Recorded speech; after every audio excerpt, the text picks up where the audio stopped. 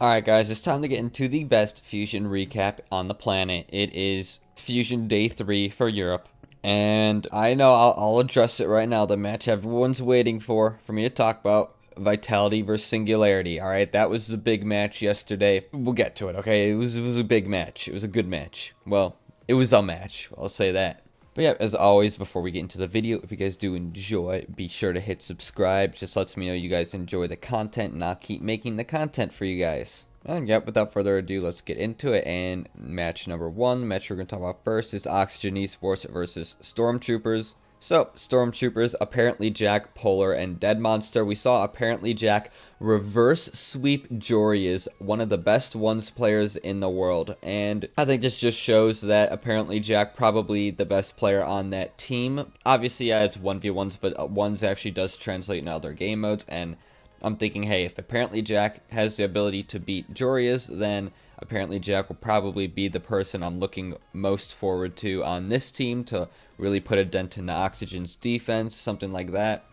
But it didn't really happen. Stormtroopers did take a game off of Oxygen, but at the end of the day, Oxygen were too strong. And again, I say this every day, RLCS team, RLRS team, I mean, there's a clear disparity in skill. The RLCS teams have the clear advantage in threes. That's just how it works. Stormtroopers really didn't do too much this match, and that has mostly to do with not even Aztral, but Shazette. I want to say that Oxygen Esports, now that they have, Aztral on their team, they look a lot better, or they have been looking better. However, it's Shazette who looks better. It's not Aztral. Aztral did play very well during the qualifiers, but during the tournament, it's been Shazette, and I think that really has to do with the fact that it's a completely different play style now that they got rid of Fruity, and now they have Aztral on the team, right? They have a mechanical player to really do the work and, like, do the heavy lifting for the team, and that's what Astral's job is going to be, you know, the mechanical solo plays, or just getting the ball into a position where his teammates can easily score it. So even though we see a lot of Shazette scoring, Shazette quote-unquote popping off, you got to look at who is setting him up. You got to look at the whole play, and Aztral has become a big part in just setting up Shazette, and they make a really, really good combo. You know, Aztral and Shazette also played the 2v2s, which they won against Sandrock Gaming.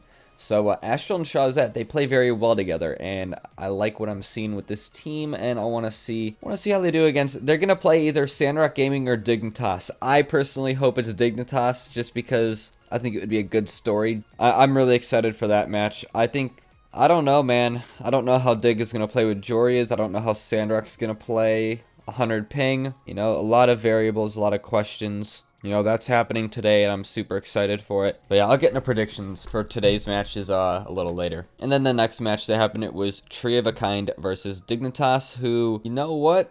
Tree of a Kind put up a much, much bigger fight than I would have thought. Dignitas used Violent Panda and Joreuz, and I think Joreuz and Violent Panda both played really well. In fact, Violent Panda has actually really stepped it up in I'd say the mechanical department. Because, you know, Violent Panda is not known for his mechanical ability. He's known for just being a solid player, just in general. But he was really pulling off musties, fake musties, some flip restats, air dribbles. You know, Violent Panda was doing stuff that, you know, we'd see Joreuz do because he's a very mechanically gifted player, but, you know, you wouldn't think Violent Panda would do. And I think that was one of their biggest strengths, just the fact that no one expects Violent Panda to pull off a mechanical play, but then he does. And then when he does, you're like, okay, but now we got to respect him, and then he fakes it, and it's also a goal. So Violent Panda, I'd say like a surprise factor that Dignitas had, surprising the other team with Violent Panda mechanics when you wouldn't expect it. Then at the same time, Ixo has good mechanics, and Matane played really, really good.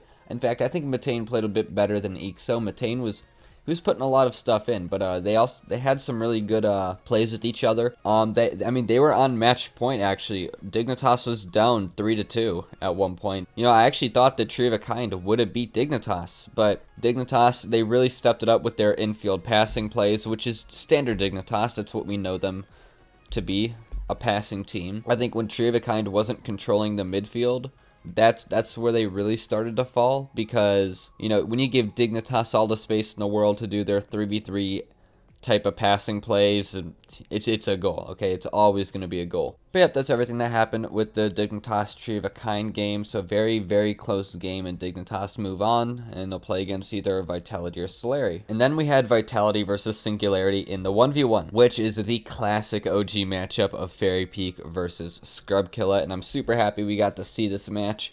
Now, a lot of people are saying, okay, Fairy Peak and Scrub are both kind of washed up at 1v1s, which is true, okay? That's not a lie. They don't play anymore. Fairy Peak has even come out and stated that the reason he doesn't play 1v1s anymore is because he's just got tired of it. It was too much of a grind. He didn't enjoy it.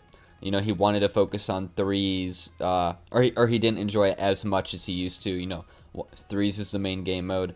So, you know, all fair reasonings. But, I mean, Fairy Peak looked like he was in his prime during this game. Not even Scrubkilla isn't at his prime either, but Fairy Peak looked very, very good.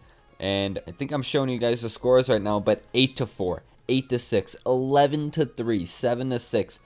Fairy Peak just dominated that whole game. Scrub was, like, right behind him, but Fairy Peak was easily just on another level, okay? He was, like, if Fairy Peak was Grand Champ, Scrub would be Champ 3 in this matchup. I mean, there was a clear disparity in skill. And it was very just like OG Fairy Peak-esque gameplay. Fairy Peak would take it nice and slow. He would really pick his shot, like take the time to like decide where he wants to place the ball. Kind of reminiscent of Ocalid in his placement, but still very unique in Fairy Peak's own way. I really like Fairy Peak's playstyle. And we've seen before that this playstyle, I think Flakes also does the same kind of, it's a 1v1 playstyle. You think first, act later. That's very 1v1-esque. It takes down the likes of First Killer, those really fast NA players. Well, their weakness is Fairy Peak's playstyle, because Fairy Peak, he doesn't rush into things. He doesn't get outplayed that easily, okay? Fairy Peak is a very, very good mind for once, and he still does. He still has it. Is Fairy Peak still a top 1v1 player? I don't think so. I think that Ahmad and Ocalid, those guys, Joreuz are better than Fairy Peak, but I don't know. Joreuz is out, Fairy Peak's not. We'll see where Fairy Peak goes. It's going to be Fairy Peak versus apparently Jack, and, you can't help but think that Fairy Peak's going to win that one if he's playing the way that he was. Okay, Joreuz lost because, to be honest, he threw. Okay, Joreuz he basically stopped playing after the third game. Stopped playing as good as he was, and that's why they took the L. Fairy Peak's got more experience. He's gonna play it all the way till the end. I think Fairy Peak takes that match against Stormtroopers. And while we're talking about predictions, I guess I'll get into predictions. So what matches are happening today? So match number 1, Dignitas versus Sandrock Gaming. Okay, this is gonna be a banger. This is gonna be an insane match. Everyone's waiting for this. You got Joreuz, Violent Panda, Yukio. These were the guys who took first place in regionals. Well, they didn't have Joreuz at the time, but Joreuz is still good. I don't think it's a bad pickup at all. Do I think Joreuz is worse than Aztral? I don't think that anybody is as good as Aztral in the mechanical department, but I think that, as we've seen with mouse sports, if you click really well with a teammate, then it doesn't matter if they're the best player in the world. You can still be a really, really good team. So I think if they click well with Joreuz, they'll be just as dominant of a team. But I have to give it to SRG in this case, just because of, I don't know, man. Both these teams have something to prove, okay? They want to prove that, SRG wants to prove Middle East has got it too. Dig wants to prove that this new team has got it. And these are both really good teams. I'm just going to give it to SRG. I think that it will be close, okay? And I definitely could see it going either way, but I have to make a prediction. I got to go one way or the other. I'm guessing SRG, but in a close game, of course. And then the next match will be Renault Vitality versus Solari in 2v2s, and I've said this before, Alpha 54 is probably the best 2v2 player in Europe, and I don't think that he's going to be losing this. I just don't. Okay, I think just like Space Station Gaming in 2s, Vitality will also win the 2v2 bracket here in Europe. I don't think that many people would disagree with me. The only other team I could have seen winning was Sandrock for the 2v2s, and they're out now. They're out, which kind of an upset, but so who knows? Maybe Oxygen will upset the grand finals. Who knows? But, you know, I see Vitality winning this. They are very solid. Then we get into 1v1 Oxygen Esports versus Tree of a Kind. And so this is going to be Aztral versus EXO. And I don't think this is going to be a free win for EXO. I think EXO definitely has the upper hand in 1v1s. But at the same time, Aztral is pretty good at 1v1s. So we've seen him on, I think, Johnny Boy's stream. He's been on a few times. You know, Aztral does play a bit of ones. Is he the best ones player? No, he's not the best, but he's pretty good. Okay, Astral's pretty good. All right, but I still think EXO has a slight edge in that 1v1. I think Oxygen might be out after or for the 1v1 after today, but you know, we'll see. We've seen some upsets. We might see another one. You know, I think it would be an upset if Aztral beat EXO, just because I think EXO is better at ones. And it's crazy to think that Oxygen are the underdogs in not only twos but ones as well. You know, they're definitely one of the top dogs in threes, but then it just shows you that most of these RLCS teams, I mean, they revolve their team around threes, right? And I mean, it's no secret, right? I'm not blowing anyone's mind with this statement. The RLCS teams are made for threes, and it kind of shows because a lot of these RLRS teams and bubble teams really excel in these ones and twos departments because, you know, they play a lot more of that. You know, they're just people with other skill sets, and their talent is shining through this tournament. I think it's really cool. So, yep, that is basically everything that I wanted to go over. So, if you guys did enjoy, as always, hit subscribe. You guys can follow me on Twitter at cherry_ZRL. Let's get to 1 billion subscribers by the end of the week. If we could do that, I'll Venmo everyone a penny. Maybe. Not really. But, alright, yep, thanks for watching. See ya.